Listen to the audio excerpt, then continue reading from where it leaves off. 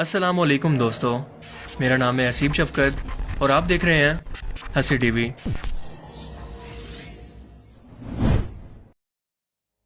पूरी इंसानी तारीख के अंदर जिस चीज़ ने इंसानों को तरक्की और एवोल्यूशन की तरफ बढ़ाया, इनमें सबसे मेन फैक्टर है लैंग्वेज यानी ज़बान और अल्फाज। क्योंकि इसी की मदद से लोग सिर्फ एक घर की बजाय एक माशरे का हिस्सा बने, एक दूसरे से जुड़ते गए और दुनिया भर के इंसान एक साथ मिलकर तरक्की की मंजिलें तय करते चले गए। इसी माशरे ने आगे चलकर मशहूर सियासतदान और मिलिट्री जनरल पैदा किए, जिन्होंने अपनी कौमों की क़यादत की और इन्हें दुनिया की अजीम तरीन कौमों के अंदर शामिल करवाया। इसके साथ साथ इस तरक्की के अंदर आर्ट ने भी इतना ही हिस्सा डाला। कई जीनियस और ज़हीन दिमागों ने मिलकर अपनी शायरी, मौसीकी और फिलोसफिकल सोच से सोई हुई कौमों को झंझोड़ कर रख दिया। इनके सोचने समझने के अंदाज को बिल्कुल बदल कर रख दिया। मिसाल के तौर पर इसकी तारीख में सबसे बड़ी मिसाल है रेनेसेंस, यानी यूरोप खसूसन इटली से उठने वाली एक सकाफती तहरीक जो कि 14 सेंचुरी से 17 सेंचुरी तक जारी रही। इस टाइम पीरियड के अंदर आर्ट के जरिए ऑर्थोडॉक्स क्रिश्चियन की जबरदस्ती अपनी कौम पर मुसल्लत की हुई सोच का खात्मा हुआ और लोगों को आखिरकार सवाल करने और खुद अकेले अपनी राय का इजहार देने का मौका मिला, जिससे कई तख्लीकी दिमाग खुलकर सामने आए। इसमें खास तौर पर पेंटर्स शामिल हैं, मसलन माइकल एंजेलो और लियोनार्डो डिवेंची वगैरह। इनकी कोशिशों की वजह से यूरोप सदियों की जहालत से बाहर निकला, रोशन दिमाग और मौजिब माशरा पैदा होना शुरू हुआ, जिससे यह अंदाजा होता है कि एक माशरे के अंदर एक आर्टिस्ट की क्या अहमियत होती है। बड़े सगीर में इसकी सबसे अच्छी मिसाल अल्लामा मोहम्मद इकबाल हैं, जिनकी शायरी ने कौम को जगाने में इतना ही अहम किरदार अदा किया जितना किसी फौज का सिपा सलार अपनी कौम की और फौज की हिफाजत के लिए करता है। यूं तो सैयद भी हो, मिर्जा भी हो, अफगान भी हो, तुम सभी कुछ हो, बताओ तो मुसलमान भी हो। इसीलिए अल्लामा मोहम्मद इकबाल हमारे लिए एक सेलिब्रिटी हैं, जिन्हें लोग सुनते हैं, पढ़ते हैं और इनकी बातों को फॉलो भी करते हैं। मगर अब जबकि इंटरनेट और ख़ास तौर पर सोशल मीडिया दुनिया भर समेत घर घर के अंदर आम हो चुका है और इसने आज जो सेलिब्रिटी क्लास पैदा करना शुरू कर दिया है वो ये है, जो आपको ख़ास तौर पर टिकटॉक पर मिलते हैं।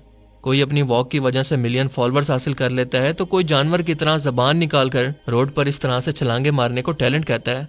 कोई होंठों को हिलाकर गानों पर लिप सिंग और कोई नाच कर जिस्म की नुमाइश करके खुद को सेलिब्रिटी समझता है। जो लड़कियां पहले अमीरों के पैसों के लिए नाचती थी, आज दुनिया के सामने कुछ लाइक्स और फॉलोअर्स के लिए नाच रही हैं। ये सस्ती शोहरत के लिए किसी हद तक और कहीं भी जाने के लिए तैयार हो जाते हैं। और तो और आजकल बहुत सी वीडियोस के अंदर माएँ अपनी बेटी के लिए वीडियोस बनाकर अपलोड कर रही हैं कि मेरी बेटी को लाइक और फॉलो करें। इन लोगों ने एक आर्टिस्ट या सेलिब्रिटी की डेफिनेशन को ही बदल कर रख दिया है, जो दरअसल हमारे माशरे और इसकी सोच को दिखाती है कि अवाम के लिए एक सेलिब्रिटी और एक आर्टिस्ट का क्या मतलब है। यहाँ कितने क्रिएटिव दिमाग मौजूद हैं जो कि माशरे के अंदर किसी भी तरह का कोई पॉजिटिव बदलाव ला सकते हैं। अब मैं यहाँ पर हर एक शख्स की बात नहीं कर रहा, बल्कि टिकटॉक पर इस वक्त भी बहुत सारे ऐसे लोग हैं जो कि काफ़ी क्रिएटिव और मीनिंगफुल कंटेंट बना रहे हैं। लेकिन यहाँ पर हम इन लोगों की बात कर रहे हैं जो मेजोरिटी क्लास से ताल्लुक़ रखते हैं और इनके पास किसी किस्म का कोई भी टैलेंट या क्रिएटिविटी शुरू से मौजूद ही नहीं है। मेजोरिटी में यहाँ पर ऐसे लोग सेलिब्रिटी बन चुके हैं जिनके पास ना तो कोई क्रिएटिव दिमाग है और ना ही खुद की कोई ओरिजिनलिटी। इसीलिए एक आर्टिस्ट का पहला इम्तिहान यानी क्रिएटिव सोच, इसी के अंदर ही ये 90% सेलिब्रिटीज फेल हो जाते हैं, जिनकी वजह से असल क्रिएटिव सोच के दिमाग दब कर रह जाते हैं, कभी दुनिया के सामने खुलकर आ ही नहीं सकते। लेकिन फिर भी हम देखते हैं कि इस एप्लीकेशन को इस्तेमाल करने वाले लोग मुसलसल बढ़ रहे हैं और मशहूर भी हो रहे हैं। इसकी वजह क्या है, ये सबसे अहम सवाल है। बहुत लोगों को शायद इस बात का अंदाजा ही ना हो कि टिकटॉक एप्लीकेशन को डिज़ाइन ही आपकी ह्यूमन साइकोलॉजी को सामने रखकर किया गया है। इसे बनाने वाले आपकी नफ्सियात को समझकर आपके दिमाग के साथ खेलते हैं, आपको इसका इतना एडिक्टिव बना देते हैं कि आपको इसका अंदाजा तक नहीं होता और आहिस्ता आहिस्ता आप एक ज़हनी मरीज बनकर दिन का ज्यादातर हिस्सा मोबाइल फोन स्क्रीन पर बैठकर बर्बाद करने लगते हैं। और यही वजह है कि 2020 तक ये दुनिया की सबसे तेजी से मशहूर होती एप्लीकेशन बन चुकी है। और इसके पीछे एक बहुत बड़ी वजह है, एक ऐसा राज जिसके बारे में ये एप्लीकेशन जानती है कि आज 2022 के इंसान का किसी चीज को ध्यान से कई घंटे या मिनट बैठकर देखने का शौक खत्म हो चुका है। वो कुछ ही मिनट से ज्यादा एक चीज की सीरियसनेस को बर्दाश्त नहीं कर सकता। इसीलिए इसे 20 या 30 सेकंड के लिए एक वीडियो दिखाई जाती है और जैसे ही इसका इंटरेस्ट इस वीडियो में कम होने लगे तो वो स्वाइप करके दोबारा नई वीडियो को रोक कर इसके अंदर इंटरेस्ट को लेने लगे और यूं ये सिलसिला कई बार घंटों तक चलता रहता है और आपके दिमाग को या आपको इसका एहसास तक नहीं होता। फिर आप सोचते हैं कि पता नहीं उठते साथ ही मेरा दिन इतनी तेजी से कैसे गुजर जाता है। इसकी वजह है आपके दिमाग में रिलीज होने वाला एक खास किस्म का हार्मोन डोपामिन। ये हर इंसान के दिमाग में कुदरती तौर पर उस वक्त खारिज होता है जब इंसान किसी नशे का आदी हो और इसे वो नशा मिल जाए या फिर किसी खुशी की सिचुएशन में। मिसाल के तौर पर आपके पसंदीदा फास्ट फूड आपके सामने आने पर और इसे खाने पर जो खुशी आपको मिलती है वो दरअसल आपके दिमाग के अंदर इसी डोपामिन के खारिज होने की वजह से ही मिलती है। और इसी डोपामिन की खुशी के लिए आप बार बार इस फास्ट फूड को खाते हैं क्योंकि आपका दिमाग आर्जी तौर पर इस डोपामिन के नशे का आदी हो चुका है। और हर बार यह फास्ट फूड का नशा मिलने पर आपका दिमाग इस डोपामिन को रिलीज करता है और आपको सुकून और खुशी महसूस होती है। बिल्कुल ऐसे ही जब कुछ सेकंड्स की वीडियो को देखकर आपके दिमाग को खुशी मिलती है और ये डोपामिन दिमाग में रिलीज होता है तो आप बार बार इसके लिए वापस आते हैं और बार बार इस एप्लीकेशन को खोलकर चेक करते हैं क्योंकि ये आपके दिमाग के अंदर कॉन्टिन्यूसली डोपामिन की मिकदार को बढ़ा रहा है और अब इसका किसी नशे की तरह आदी हो चुका है। डोपामिन कुदरती तौर पर दिमाग को खुशी का एहसास दिलवाने के लिए मौजूद है जब हम कोई खुशी की खबर सुने या किसी जगह पर अच्छा महसूस करें। लेकिन ये बाकी तरीके क्योंकि मसनूई होते हैं इसीलिए इनका सबसे बड़ा नुकसान ये होता है कि वक्त गुजरने के साथ साथ आपका दिमाग इसकी मजीद डिमांड करने लगता है और यही वजह है कि वक्त गुजरने के साथ साथ आप इसकी मजीद लत के अंदर लगकर ज्यादा से ज्यादा वक्त इस पर बर्बाद करने लगते हैं।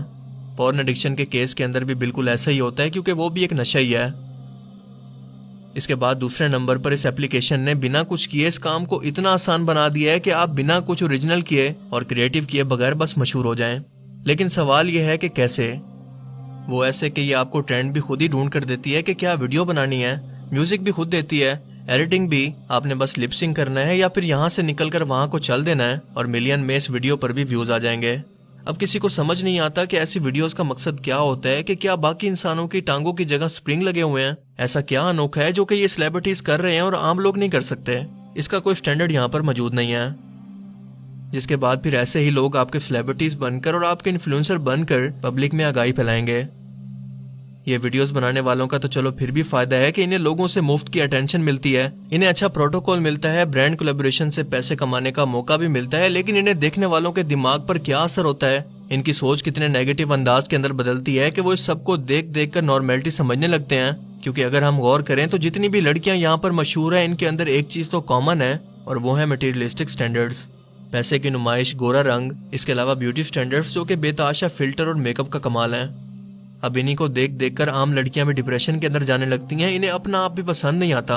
और अब इस एप्लीकेशन पर ये स्टैंडर्ड सेट हो चुका है और इससे हटकर जो लड़की भी ऐसी वीडियोस बनाएगी जो आम लड़कियों की तरह हो वो यहाँ पर मशहूर नहीं हो सकती।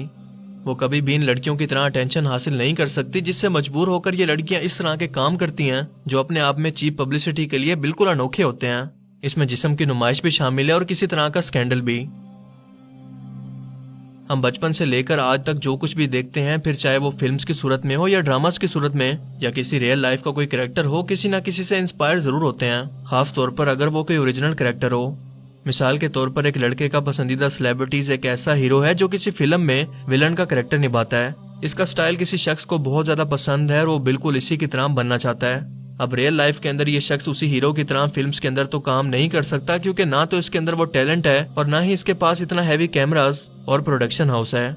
अब यहाँ पर टिकटॉक अपना काम करता है कि ये आपके दिमाग को ट्रिगर करता है कि सिर्फ इस फिल्म के बॉल या इसके म्यूजिक का ऑडियो लो और इस पर अपनी मर्जी की लिप सिंग और एक्टिंग करके अपनी ख्वाहिश को पूरा करो। मगर इसी दौरान आप गौर करें कि एक बार फिर से इसने आपके टैलेंट को मार दिया है क्योंकि आप एक कैरेक्टर की कॉपी कर रहे हैं, खुद से कुछ नहीं है। ओरिजिनलिटी के मामले में यहाँ पर आपका अपना कुछ भी नहीं है जो कि एक आर्टिस्ट या क्रिएटिव दिमाग की निशानी है। और अब यही लोग आपके ट्रेंड सेटर्स भी हैं जिन्हें गवर्नर हाउस के अंदर बुलाकर अवेयरनेस के लिए कहा जाएगा, प्रोग्राम्स में बुलाकर इंटरव्यूज होंगे जो अपनी कामयाबी और शोहरत की कहानी को सुनाएंगे ताकि ये मुआशरे के लिए या बाकी नौजवान नस्ल के लिए एक इंस्पिरेशन बने। इसके अलावा हम जिन्स परस्ती और फहाशी जो कि पहले दबी हुई थी या किसी के घर तक महदूद थी, वो खुलकर दुनिया के सामने आ रही है। लोगों की सोच में ये मशहूर होने का स्टैंडर्ड बनती जा रही है जिसे ये लोग फॉलो करते हैं। एक दूसरे पर कीचड़ उछालना, इखलाकियात का जनाजा निकालना और झूठी खबरें फैलाना यहाँ पर मामूली सी बात है जो कि ज्यादातर आपको टिकटॉक स्टार्स में या इनकी नफ्सियात में कॉमन मिलेंगी। सो इस पूरी कहानी का मकसद ये है कि आपको क्रिएटिविटी की अहमियत का एहसास दिलवाया जाए। देखिए, हमेशा मुश्किल मसलों से और सवालों की मदद से ही सच सामने आता है। सिर्फ 20 से 30 सेकंड की एक वीडियो के अंदर कोई भी शख्स आपको कोई फायदे की बात नहीं समझा सकता और जो ऐसा कर रहा है वो दरअसल आपको धोखा दे रहा है। खास तौर पर जो सिर्फ ट्रेंड को देखकर बस सिर्फ वीडियोस ही अपलोड करता जा रहा है, फिर चाहे वो जैसी भी हो। वरना टिकटॉक का एल्गोरिदम ऐसा है कि वो ऐसे कंटेंट को जो कि मुसलसल और कोई भी टिकटॉकर डेली अपलोड ना करे तो इन्हें रिकमेंड करना बंद कर देता है या इसके अकाउंट को डेड करना शुरू कर देता है। लेकिन याद रखें कि क्रिएटिव लोग हमेशा ट्रेंड से हटकर अपनी अलग शनाख्त और पहचान बनाते हैं, और जितने भी कामयाब लोग हैं इनकी अपनी एक अलग पहचान है।